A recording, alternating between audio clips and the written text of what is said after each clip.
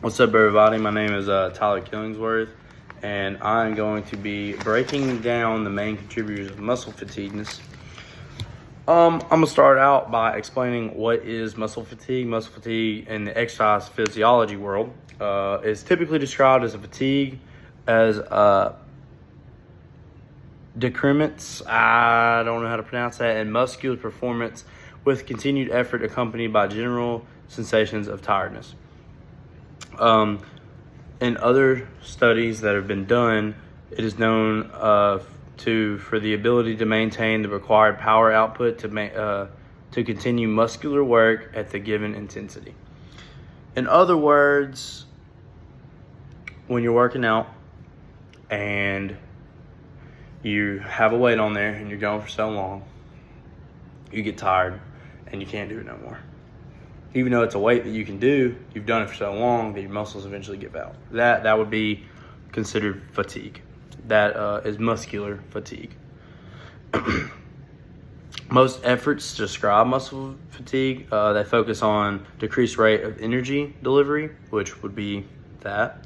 Accumulation of metabolic byproducts such as lactate and hydrogen, so lactic acid and hydrogen. A lot of people like to talk about lactic acid and working out and why you get fatigued and stuff, and this is not true. I don't know. That's what normal people talk about. Failure of muscle fibers, contractile mechanisms, and also the last one is alterations in neural control of muscle contraction. Those are a lot of big words. Sorry about that. The first three causes occur within the muscle, along with alterations in motor nerve control of muscle functions. So this is often referred to as pre-fuel fatigue. Second off, it occurs in the motor unit level. It changes in the brain and the central nervous system. This is called central fatigue. This is part of the neurological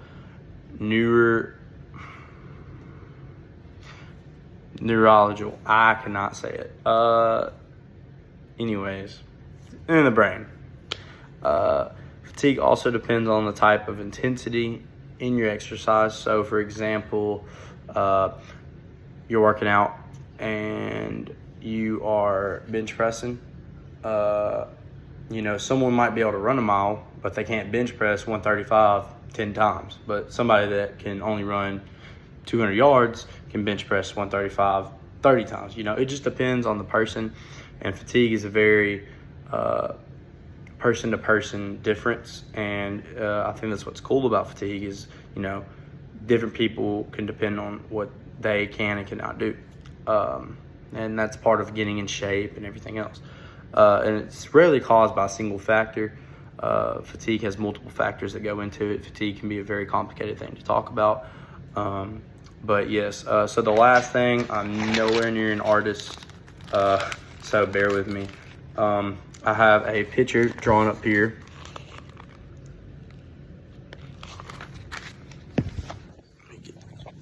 Okay, so this is the shoulder, okay? It's the bone connecting. This is the arm, that's the bone. These are the muscles that attach to the joint right here that lift the arm, okay? When you're lifting, these muscles go up and down and they contract and control. And over time, they become tired and they can't anymore due to the fact of fatigue. And that is just an example that I could show. Sorry about the picture.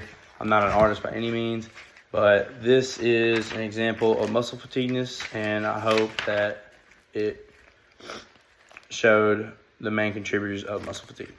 Thank you.